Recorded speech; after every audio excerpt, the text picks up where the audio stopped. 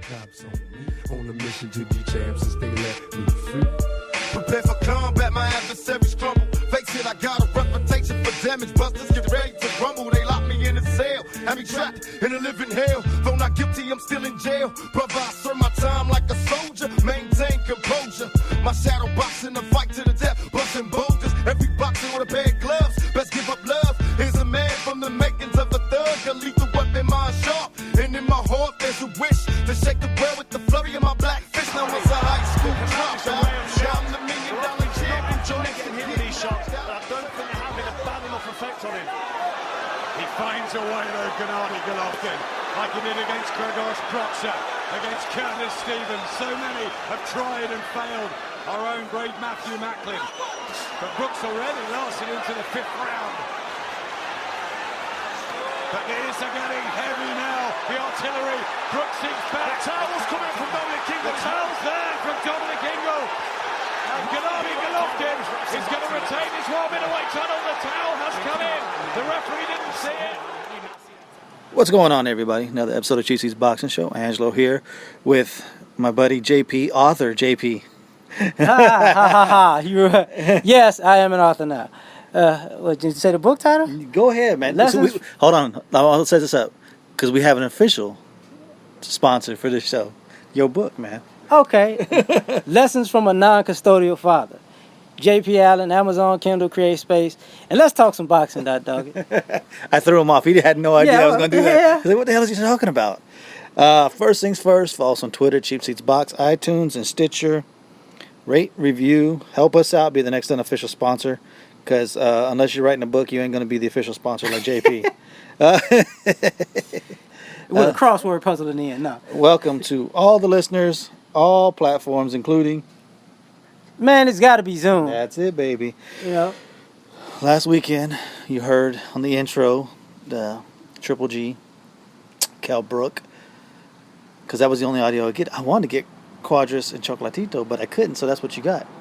But I'm going to start at the top for me, which was Roman Chocolatito Gonzalez gets a unanimous decision against Carlos Cuadras in what I think was probably the biggest fight at 115, probably since Johnny Tapia and Danny Romero way back in the day.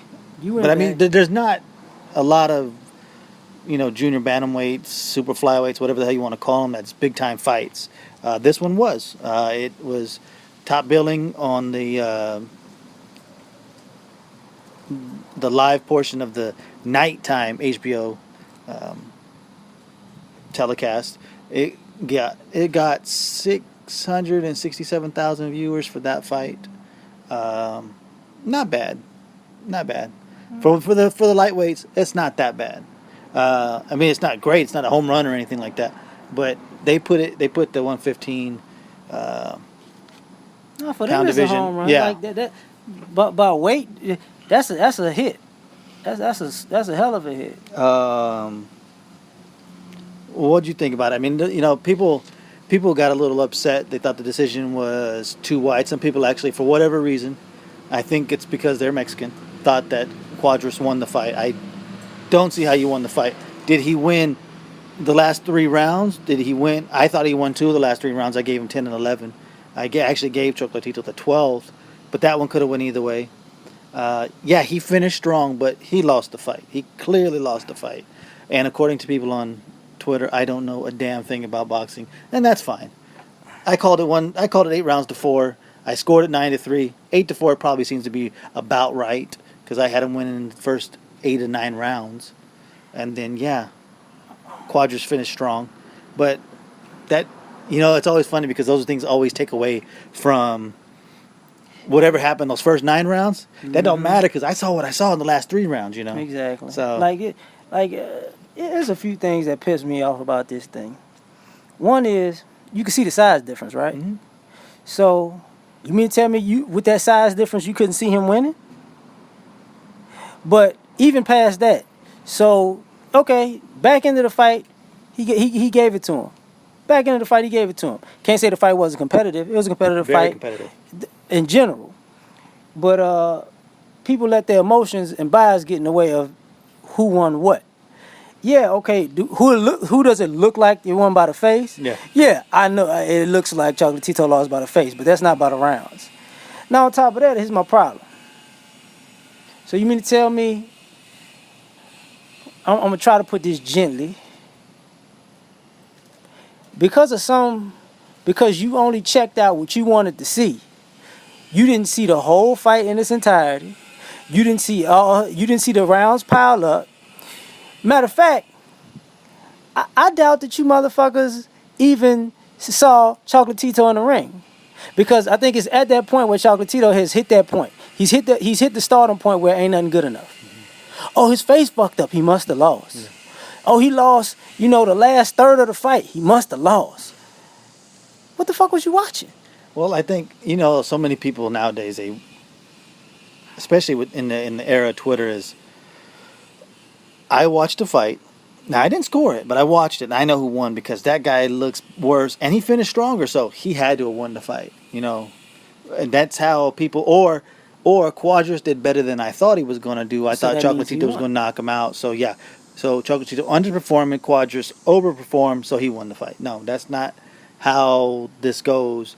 Like, only on Twitter has it been an outrage. And Ellie Setback, that moron, actually said that Quadras won. But I like Ellie though, but that he ain't win the fight. He's still a moron. But what I'm saying is, like, nobody who actually watches a lot of boxing, does shows, what puts their name on stuff, you know what I mean? Nobody says Quadras won the fight. They said it was a competitive fight. Some people said I had Gonzalez winning 115-113. Not a problem there. If you gave Quadras the benefit of the doubt in the rounds that he had that were close, then yeah, 115-113. But I don't even see how you get this thing to a draw or a win for Quadras, even if you just look at the numbers of the fight. I mean, he outlanded him in 9 to 12 rounds, outlanded him by almost 100 punches, 80-something punches. I don't understand. People count the flurries for more than what they were. They were entertaining. Mm-hmm. All them punches didn't land. I hope y'all know that. Yeah. It was cool, but and I'm not gonna say, because some of those shots he did rock him with. Yeah. But don't. Oh, he hit him with one good shot. That negates all 13 of the ones he got hit with. Fuck out of here with that bullshit. But I think going forward, and I guess we'll see. And I don't even think the Inoue fight's going to tell us this, because Inoue is a tough guy, and he's Japanese, so he can take a punch. Somebody will get hurt. That's just a given. It's kind of like Ghanaian fighters, namely Richard Comey, right? Mm. But if Chocolatito just went up against a guy who could take his power, rather than maybe his power isn't translating as much as he thought, because you saw how small he was. This size differential was substantial. It was substantial. So going forward, he should fight. This was even back when he was at 112. He should fight Rigo at 118. It's like, I mean, if he wants to, that's fine. But just because you think, well, one weighs this much and one weighs that much, and they can make it happen, that he is actually small for the weight. And I think you're going to see that going forward. This is how, going forward, now this is his fourth weight class, and if he goes up to 118, this is how he's going to have to win these fights. With pressure, with output, with smart boxing. He wasn't as technically smart as he usually was, but he was very effective. You could see he was going to put pressure on him. His job is, I'm putting pressure on him. And maybe it was the talking that Quadras did. Maybe it got into his head. Maybe he wanted to try to prove a point. And I mean, there were points when he hurt Quadras, and there was points where he thought, "Oh, this is about the end, man. Quadras ain't got too much left." And then he built strong. He just kept on getting stronger as the fight went on, and Gonzalez seemed to wear as the fight went on because of the size. Yeah. I mean, at the end of the, I flash back to Mike Tyson Punch Out. I forgot what the character was, but he wasn't a goddamn heavyweight. You get what I'm saying? Don Flamenco. No, not yeah. but the character that everybody played with was probably 150 pounds, and everybody else was a fucking heavyweight. Little Joe, wasn't it? I guess I don't know. Oh no, Mac. Lil Mac. Is it Mac? Lil Mac. Yeah, Lil Mac. That's what it was. It was. It's a It's been a long fit time. name. Yeah. But he's small, and at the end of the day, Quadras could fill those shots. But like shit, okay. As the fight goes on, it's natural. If that's what bigger fighters try to do, they are bigger than their opponents, and they figure they can muscle them at some point in the fight. So it worked, but after he lost most of the fight, Yeah. I don't get it. Like I don't get why. At the end of the day, if you want to see him lose, say that. Say, look, I used to like Roman Gonzalez, but now that they said he's number one, I just want to see him lose. It's the same. Like it is no different than people's hate for Floyd. It's no different than my hate for the Patriots. You know what I'm saying? It's no fucking different. Fuck, the wind blew and he had to lose that fight. It's Nobody hates the Jacksonville Jaguars. They're not worth hating. right. The people hate the Cowboys. I hate the Cowboys. They got 1 million fucking championships. Fuck them. But they're terrible right now. So the best way we're gonna go is the Patriots, right? But what does he need to do now? What does Chocolatito need to do? He needs to beat a welterweight convincingly, and people say, "Oh well, you know what? Maybe he should fight Triple G next." Like the fuck. Well, he could do it. Yeah. Shannon Briggs, what do you think about fighting Chocolatito? Let's go, G. Yeah. You saw Inoue throughout the fight. They kept on showing him. They showed him. They were in. Inoue was in Chocolatito's dressing room afterwards. Saw pictures of them together. And if I'm not mistaken, I think Quadras. Quadras is also run by the Japanese guy. I can't even remember the name. The Japanese promoter who got this fight together, who is also who's gonna get the next fight, get the Inoue fight going. It seems like HBO really wants that. It's another tough one, man. I mean, Inoue, not experienced, but I would say he fights a much stronger fight than Quadras does. Quadras fights off the back foot a little bit. He'll bang for a while, but then he'll move around. Where Inoue fights like a bigger guy. He fights like a bigger guy. That's either going to, like, it either really play into Chocolatito's game plan where he can actually use more. He can use more boxing and not just put pressure on him. Or it could work against him where how you saw even the size of Quadras wore on Gonzalez towards the end of the fight. A guy like Inoue putting pressure on you, that's going to take effect even quicker. So it's one of two things. I mean, that's really a 50-50 fight. I wanna give some props in some ways to all three and HBO, because people have been making shitty fights lately.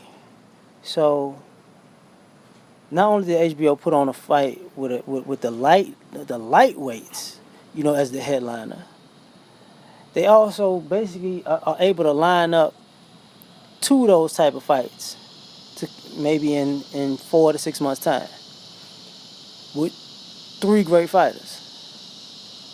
Now, I got to commend Chocolatito for this. I can guarantee you that, well, if you beat Quadras, you can get Inoue. So, and I can guarantee you, doing that, he already knew that, even if he wins, they're looking for chinks in his armor for when Inoue fights. So you a hell of a man for taking that and doing it the way you're doing it, which we don't see enough boxers do nowadays. You get what I'm saying? So, and I gotta give props to Quadras too, because at the end of the day, you fought one of the pound for pound best fighters in the world. I mean, it's no shame to losing to the guy. You know what I'm saying? Like it'd be different if he lost to a nobody. He lost to Chocolatito, and people want to feel like you won. That's cool. Every time most people fight a pound for pound guy, somebody says that, I thought it was Manny Pacquiao still talking about he won the fight against Floyd. Like, it happens. Shit. Well, we'll see what's up for both of them. I think both of them did themselves well. Chocolatito going up to a new weight class, taking on either the 1A or the second best guy in the division, and going to fight the best guy in the division at that. You can't have nothing but respect for it. If you want to hate, go ahead and hate. That's just what you do. That's just who you and are. I'm a hater, and I can tell. Yeah, I'm saying it. Exactly. I mean, it's like the war thing. Like, I'm not afraid to hate on Ward, but he's going to fight Kovalev. You can't hate on that. I mean, I guess you could.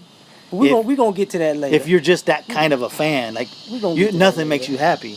The undercard right before they showed that fight was Yoshihiro Kamagai. He got the stoppage of Jesus Ocaras at the end of the 8th. It wasn't like the first fight. It was a little bit more cautious, and it was a lot more one-sided.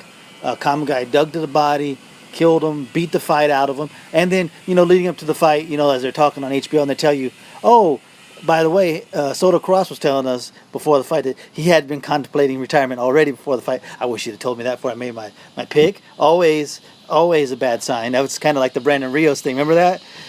Shit. Right before Tim Bradley.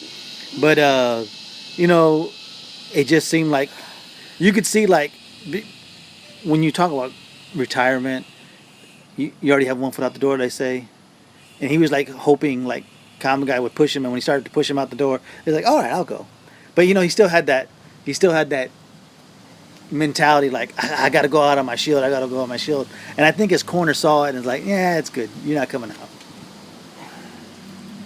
If you're gonna retire, if you can think about retirement, you got two choices. I'm gonna train my ass off and go out like a G, or fuck it. Yeah. And what happens to most fighters is, fuck it. Did we already sign the deal? That's what's the matter. The check, that's what we gonna get, right? Fuck it. No. Nah. And the bad part about it is, don't be surprised if you want a rubber match. Like, I'm coming back.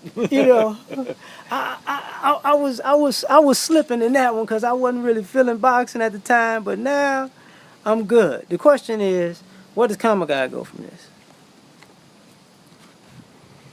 I don't know. He still has a loss to Robert Guerrero, which looks actually worse and worse every time Robert Guerrero goes out to fight. Yeah. I don't know where he goes. He's still gatekeeper status. He's going to go in against young guys. He'll go in and maybe you make another dream fight. Maybe him and maybe an Andre Berto fight. Something to go out like that. I mean, because even though he's a gatekeeper in a sense, the last two fights made him hot. Yeah. So who's going to take that chance? You know what? I'm going to be mean, but I'm not going to be mean. Don't be surprised if Adrian Broner take it. Because he probably feel he's beatable and he's hot. It'd have to be at 147, so we'll see. I know. You get what I'm saying? Yeah. That's why I'm saying that. Saturday afternoon started off, of course, with Triple G and Kell Brook, which you heard in the opening. They waved the fight off. The corner stops the fight in round 5. People were kind of iffy about the stoppage when it happened. Come to find out, his orbital bone was broke, but Brook performs above what people thought he would, and Triple G underperformed. What'd you see, man? I saw a Kell Brook who was very competitive. If it wasn't for an injury, I think that would have been a very competitive, fun fight. But also, I saw a Triple G who I think I got to give him more credit than he's getting right now. Because, honestly, in his worst fight, he breaks your fucking eye. Like, let's get it clear. Like, well, he looked bad. He just happened to break his orbital bone and have him reaching for his eye like from two until they shut it down. Like, yeah, do you see chinks in his armor? The biggest one I would have saw was the uppercut. Mm-hmm. And I'm sure Canelo finna come out the woodwork. I can kick his ass because Canelo got a mean uppercut. That's his money punch. But the problem is this. If you can't make Triple G stop nodding, you ain't doing shit to him. And what I mean by that is, every time somebody hits him with a good shot, he gives you that, oh, that's cool. That's cool. That looks nice. That's nice. Okay, so now I'm about to come at your ass. Until somebody gets him off of that nod, the shit ain't gonna happen. Brooke, man, I'm not gonna lie. You a beast. Like, you were taking shots, and I could tell he was getting his. He was competitive. He was fighting. He was even taking a fight to Triple G, but I could tell that ass whipping was wearing on him. So that's why I say he's a beast. And whoever, because you're right, he going to 54. So whoever got to fight him at 54, you probably fucked.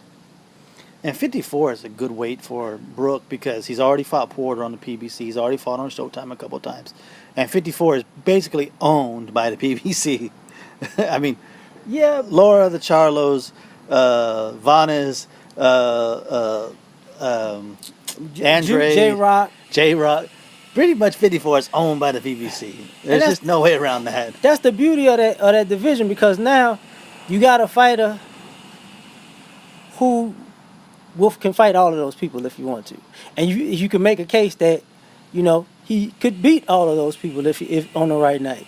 I think his toughest would be Laura. Right now he's just unquestioned at 54. Yeah, he's just but right now it's like, man, that makes for an exciting division, because I'll get into the PBC thing later that I'm starting to get pissed off about. It ain't got shit to do with you, Al Heyman, but some of your fighters getting on my motherfucking nerves. I got problems with Al Heyman. Because, here, I'll just make it real fast just because we're talking about the 154 that Brooke could be going to. I named all those fighters. Mm-hmm. And they ain't None of them fought each other except Vanes has fought Laura and Charlo. So it's Vanes is the only guy willing to not willing to. I guess J-Rock would too. It seems like Vanes and J-Rock the only ones like, I want to fight everybody, where everybody else is like, I'm good just doing what we're doing. And that's why I said I'm not like, okay, well, I just fast forward to what I was going to say. Bringing up the Andre Berto, Danny Garcia issue. And it's an issue I've been alluding to for a long time about these fighters think they slick. And what I mean by that is, see, there's no difference between Adonis Stevenson and Danny Garcia at this point. There's no difference between, I'm not gonna say the Charlo brothers because it's too close in. There's no difference between Broner and Adonis Stevenson and Danny Garcia. There's no difference between, like, some of these top tier PBC fighters by name. They do fuck shit. They don't want to fight. Oh, I'll fight anybody. Okay, when they put his person on the table, oh, well, the money not right. You a motherfucking lie, because you fight these bums and get overpaid, but you won't fight a legitimate fighter and get paid what you probably do or what you might make or build a fight. Because Andre Berto said something very telling. He said, look, man, stop going around telling people I overpriced myself. Because just using that situation, Andre Berto made more money than Danny Garcia.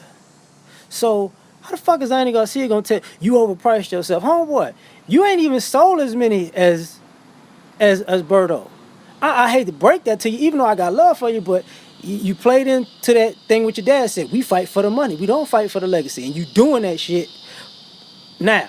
So when we talk about Adonis Stevenson, gotta put your ass in the mix. With Broner, got to put his ass in the mix, because he would fight, oh, I want a champion. Who the fuck was you fighting, homie? Oh, I beat, no, who the fuck was you fighting? But I'm getting paid. Okay, same thing with Manny Pacquiao. Oh, we'll fight Manny, but, what I'm saying, he needs to pay us more. Fuck is you? It was still going to be the most you ever made. So at the end of the day, let's be honest. Everybody keeps saying, we getting this Al Heyman money. What y'all doing, some of you top tier fighters, what y'all doing is, y'all using Al and being bitches. Because when Al say, okay, man, fight this. Oh, Al, me and Klitschko was on the plane and fucked up my calf on the way down. You probably need to make that fight with somebody else, because, I'm going to get this Al Heyman money, but when you give me a C-class fighter, I promise you I'm there for $1 million. And y'all part of the reason why, the game sucks right now. Because some of y'all are holding belts. Don't fight nobody. How the fuck you do that? You know, and when Al set up the fights, I know Al set up the fights, but I know one thing: you motherfuckers denying fights. And see you could tell you denying fights because when Garcia and Broner both denied the Pacquiao fight because they wasn't making enough money. If you got the balls to deny that fight, which could actually build your legacy and your pockets, you a full of shit motherfucker. You just like a dynasty. Call Al Heyman. Bitch. Al Heyman don't even answer your fucking phone calls because he know you ain't serious. Send you a voicemail. Yeah, Al, make the fight. We'll fight. Who the fuck you want to fight now? Oh, I want to fight Soda Popinski. Fuck out of here, man. And that was a rant all the way from Brooke, going to 154. Yeah. Back. Sorry. No, that's cool. That's cool. That's what we do. But as far as I'm concerned, like Brooke, back on Brooke and Triple G. Best thing that could happen for both these guys, minus the broken orbital bone. Actually, besides the Soto Cross and Kamagai fight, I actually had one of my better days of picking fights. I really did. I called 112, 116, 112, Chocolatito. I did call Brooke getting stopped in 8. A little bit early. I did call Danny Garcia knocking out Sergio Mora in 7, and I said Robert Easter would win a close one and have more fans, which he did. Actually, a good week for me. I don't have very many of those. Vegas, you better bet on him. You better bet on him. But the thing I said about Brooke was his best bet going into this fight was to bring the fight to Triple G, as crazy as it sounds, because you limit the sustained beating that you will take. Because you were going to get beat. What kind of sustained beating do you want? Do you want the 5-round one that just hurts real bad and, well, unfortunately broke your orbital bone, but you could live to fight another day? Or do you want the 10-12 rounder that you just ain't never the same again? Almost the Provodnikov Bradley type beating. Yeah. And I thought Brooke did the right thing coming out at him. There was all the speculation, Triple G was sick and this and that. To me, you know what it seemed like, honestly? It seemed to me that Triple G was disinterested in this fight. I don't know how much he wanted this fight. It's almost like you need this fight to build, because he wanted to fight Eubank Jr. That didn't happen. He wanted to fight Saunders. That didn't happen. He got this fight. And he kind of almost had that, I'm settling kind of demeanor about him. He was sloppy. He was a little frustrated. I can't remember the guy's name. There was one time he fought in Monte Carlo when he first got on HBO, and he couldn't get that guy out. He kind of got a little frustrated. That's the first time I've seen him frustrated since then. So this is something that gets to him when he's literally not fighting the guy he wants to fight, or to me, just felt a little disinterested in it. He wanted to get it over with. Let me just knock his ass out. And he went in there, left himself open, got caught. He got maybe stunned in the second round. He's never gotten hurt. He didn't get hurt. But he definitely it stopped him in his tracks, which doesn't happen very often. I'm going to say this, and people are not going to believe what I'm about to say, because it's going to sound ridiculous to a degree. But honestly, for one, I think Triple G wasn't going to respect Kell Brook's power. So he was like, fuck him. He learned in that fight, this motherfucker kind of could punch. Mm-hmm. But he wasn't going to respect his power. 2, I think Brooke is probably the best boxer he's faced. I would say not only that, I think he didn't realize how much faster he was going to be because he was still fighting. Yeah. He was still a welterweight. Maybe he's moving up to junior middle, but he has welterweight speed. There is a difference between welterweight speed and middleweight speed. Ask Hagler about Leonard. Yeah. You hadn't seen that kind of speed like that. True. And Brooke isn't the fastest guy, but you could see the difference in speed. Very true.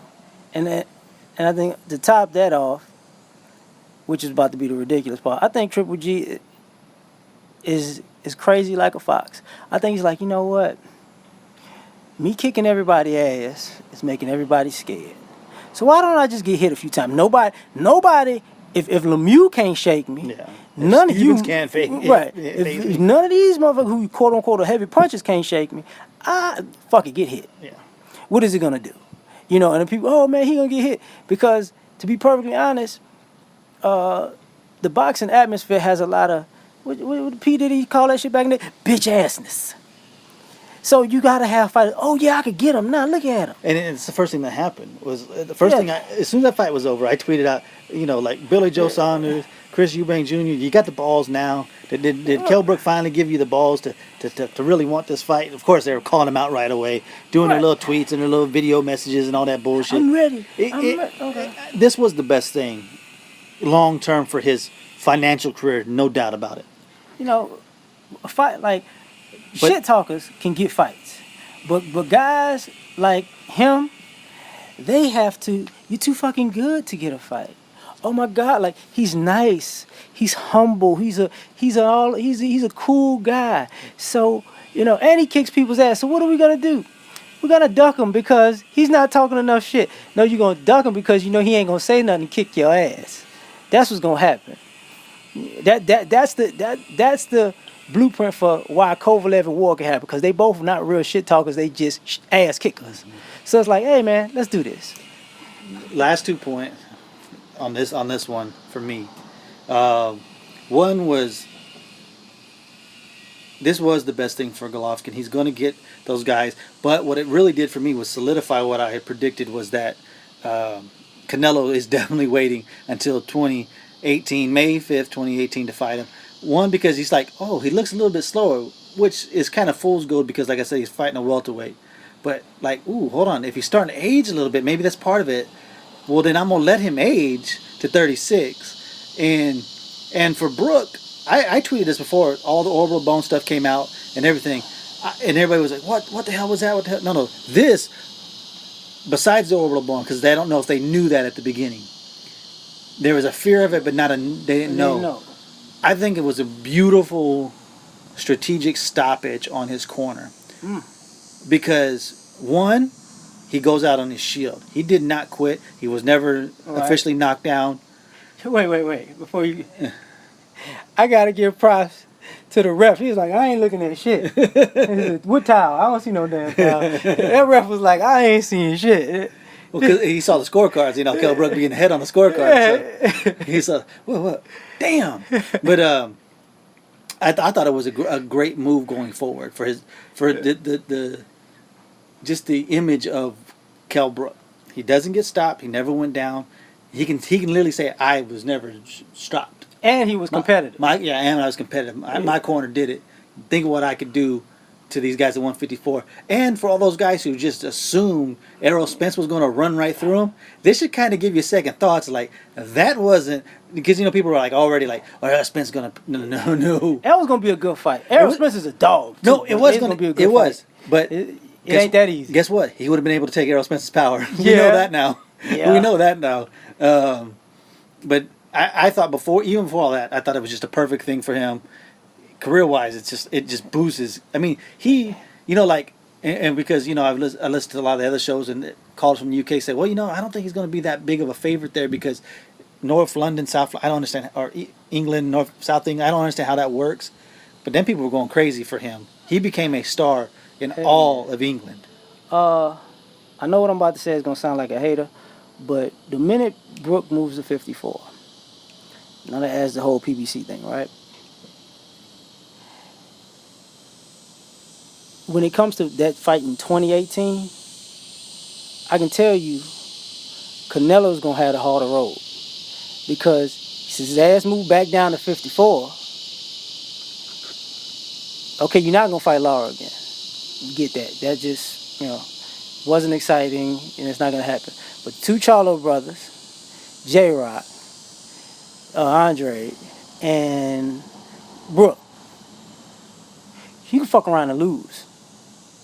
I'm not.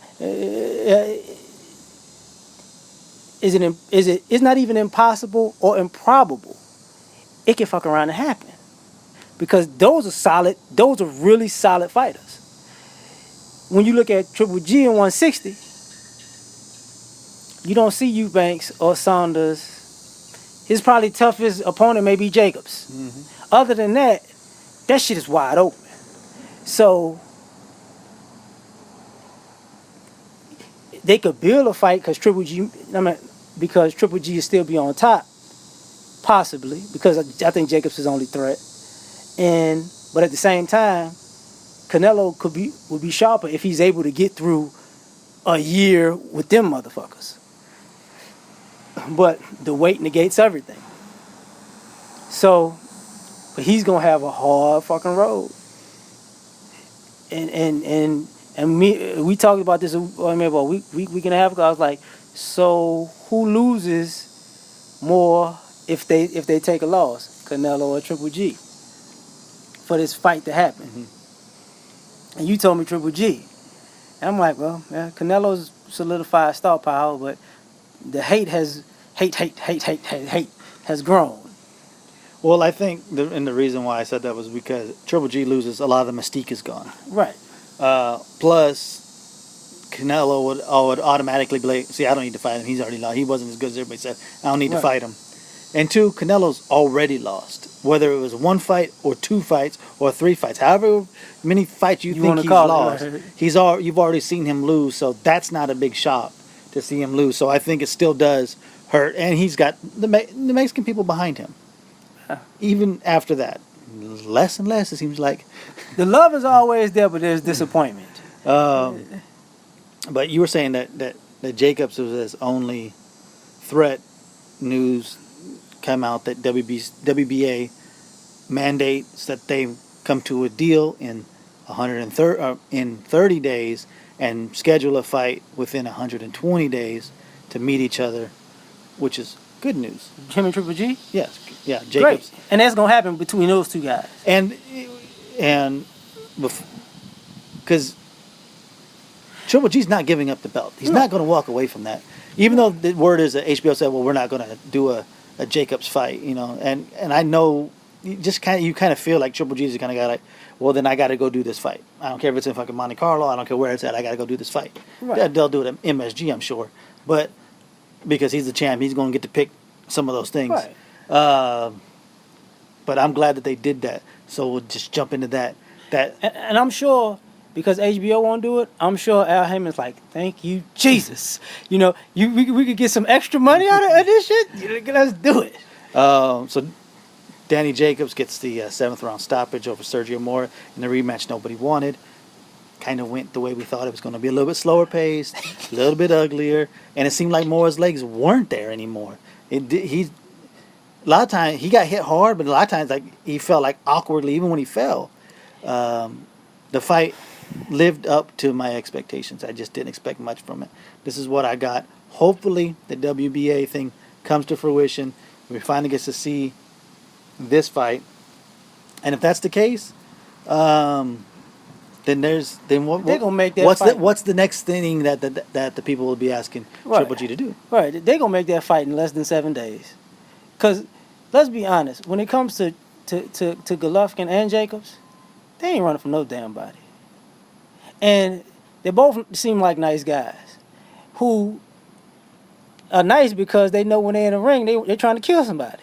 So does Danny Jacobs want that spot? Hell yeah. Does Triple G can get rid of his number one obstacle in his division and still break Billy Joe Saunders in half and wind up unifying in the same day. You get what I'm saying? So it's like, why not? But the only thing that scares me about any of that stuff is that, and I know it will end up going to purse bid, and I think it may go to purse bid because the one thing that you see with a lot of these PBC fighters is an overinflated idea of what they're worth, because they've been getting paid not in accordance to how many tickets they sell or the ratings and viewerships they get. They just are getting just an arbitrary number that Al Heyman's making up. True. So it makes it a little bit more difficult sometimes with negotiating. True, but as I was ranting about their fighters, there are certain fighters in the PBC that don't do that. Jacobs, Porter. Well, Jacobs has said that he thinks that this should be a pay-per-view fight split. Well, I mean, he said split, but he ain't talking. No, he's meant split like HBO Showtime, which is just not going to happen. Well, I mean, it's not going to happen, but Jacobs ain't the kind of guy who just say, well, you know what, you're not paying me $10 million, I ain't fight. Jacobs like, motherfucker, if I beat Triple G, I'm the man. And if he's willing to take the risk, I mean, you can't do nothing but respect it. I'm going to stand on saying that Jacobs going to be like, look, so I'm not going to get $37 million. But I get the opportunity to be the man in one night. You goddamn right I'm taking it. Like, some of those PBC fighters, like, would I say Porter? Would I say Leo? Shit, Frampton too. Jacobs, even Thurman. I put them in that group of people that like, look, I don't give a fuck. They're in that Timothy Bradley group of, I don't give a fuck. Who? What's his name? Bring him in the room, put his name on a piece of paper, and let's do it. You know, those guys, I got the utmost respect for. They gonna make it happen. If it don't make it happen, I'm gonna kiss you. I'm gonna cut y'all ass out. Nah. There was something that Jacob said that I was going to hit on, but I'm going to skip that. I hit on it. Shit, I saw it on the paper. Because I say it all the time. You know, his issue is he think he'd be a bigger star if it wasn't for race. You know, I'm kneeling for Colin Kaepernick right now while I'm saying this shit. You know, I said it before. When it comes to star power, there are a lot of factors. Race is a factor also. Weight is a factor. Looks is a factor. Country is a factor. You know, would he be a bigger star? Should he be bigger because of his cancer? Yes. Do people care? No. And I clowned with you about that earlier about fucking Vinny Panzania got a movie. All these fucking boxers who getting movies. Let me get this right. Mickey Ward got a movie. Vinny Panzania got a movie. Pazienza. Whatever fuck. Shit. So, you know. Let's put it like this. One, your promoter's black. Even though he's not your promoter. He's your promoter. Yeah. So, let's blame him on one. Two, when it came to this fight, right? Just this fight. The crowd was cheering more for the guy on your undercard. Right. Robert Easter, who happened to be black. So, maybe, just maybe, you were never built up in your home market to become a star, because Terrence Crawford, who's black, doesn't have a problem filling out an arena in his hometown. No. Michael Nunn filled out arenas in Iowa. I'm one of those people who would say this. I'll say race is a factor, but it's a bigger factor right now. If I give it a 50-50. Fuck it, 50-50, because I'm black people. Brother, what are you doing, my brother? I understand.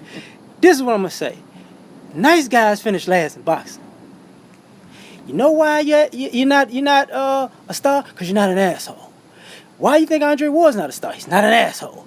Why you think Sergey Kovalev's really not a superstar? He's not an asshole. Actually, he kind of is. Well, he's not portrayed as an asshole. You know, well, his English isn't good enough. Right. So people who come from foreign countries who can't speak, like, trust me, and we talk about this with Rigo. If Rigo would talk English, Rigo would be the man, because Rigo would be like, I'll kick your motherfucking ass all the way up there, because that's how he talk. If you're a nice guy, oh, man, you survived cancer, they go, oh, that's so sweet. Think about it. He's from New York, and people was fucking with Peter Quillen, and Peter Quillen is Kid Chocolate from Michigan. The minute he knocked his ass out, New York had no more love for him. It's just, you can't win. Nice guys can't win. Matter of fact, this is a trivia question. Manny Pacquiao. Besides Manny Pacquiao, who's the other nice guy in boxing that everybody loved? Oscar. Give me another one before that. Evander Holyfield. Sugar Ray Leonard. I've mixed in two black guys, by the way. I'm just saying. Lennox Lewis. Another one. Lennox Lewis is a nice guy. Boxingologist? Yes, okay, he's a nice guy. Okay. Nice guys. What's boxing? You don't have a ton of nice guys. Right. Now, the reason I say that is this. In that same era you pick any fighter. You can name all the fighters. Wasn't there a boxing villain at that time for each of those fighters? Mm-hmm. Who? We know Evander, it was Tyson. Yeah. With Oscar, shit just depends. With Oscar had a shitload of villains. Yeah, but with